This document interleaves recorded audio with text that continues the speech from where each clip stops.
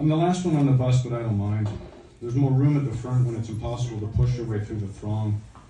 I shiver thinking about them pressed against me, body odor and sour scarves. The stranger's hair so close I can spot the dandruff floating in the air. I clutch a post behind the driver. Standing here, I'm nearly in the lap of an older woman sitting in the seat reserved for people her age. She fidgets. One more stop before the express hits the highway. I smile when our eyes meet. I hope a reminder of her grandson. My guess is right. I move quickly. Dropping into the still warm seat, I feel the weight of the day disappear. Phew, I sigh, resting my head on a sign advising against aggressing the driver. I shut my eyes. The rattling highway rocks me.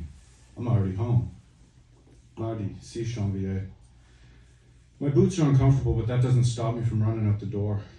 It was cold at work, and now a brutal wind pricks against my face. Hiding behind the bus shelter, I smoke a cigarette, thinking of home.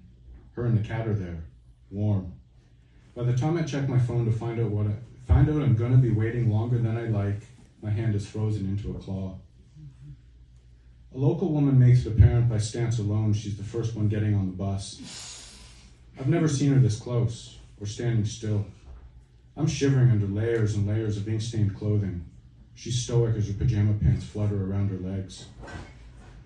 I'm thinking of more nicotine when a young man in a shiny puffer jacket and matching sweatpants arrives. He's cradling a very large box in his arms. Steadying the parcel on his knee, he removes a pack of cigs from his inside pocket. He pulls one out by the filter with puckered lips before putting them back where they came from. A few puffs in and the woman screeches, "You got a cigarette?" So quick, it's hard to make out her words.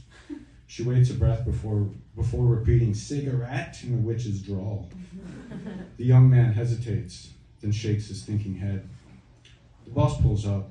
It's completely full. The woman strides on, making no effort to pay. I swipe my card, squeezing by her, forcing my way through the mob. The swish of coats, backpacks pushing. My chest becomes tight. Finding a handhold and some space I fit into, I rock back and forth. It sounds like rain, but there isn't any, and the city looks particularly grimy. I see my apartment before it disappears behind graffiti-proof sound barriers covered in bright-colored tags.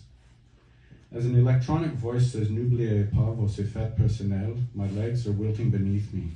My shoulders are sore.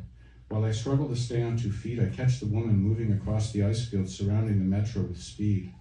I make some ground along the avenue. I find her in the crowd of commuters. With no regard to traffic, she darts across Rue Notre Dame. I stop at the corner. Up the block, across from the market for tourists, is a problematic inhalation center. I tell myself that's not where she's going. She's off to her job. Yeah, that's it. But I lose track of her in the droves of hunched shoulders, tense, and muffled yelling. I jump when someone touches my shoulder. I step back from the beaming young face of the man with the parcel. "Your backpack is open, sir," he says in better English than mine.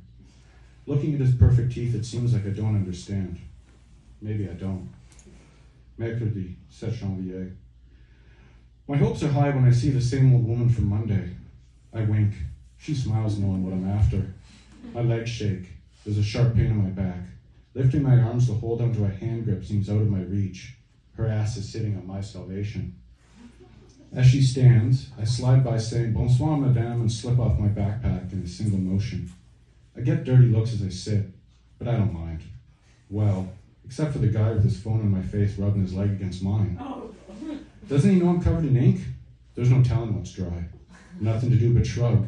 It barely registers with all these clothes on. Thanks a lot.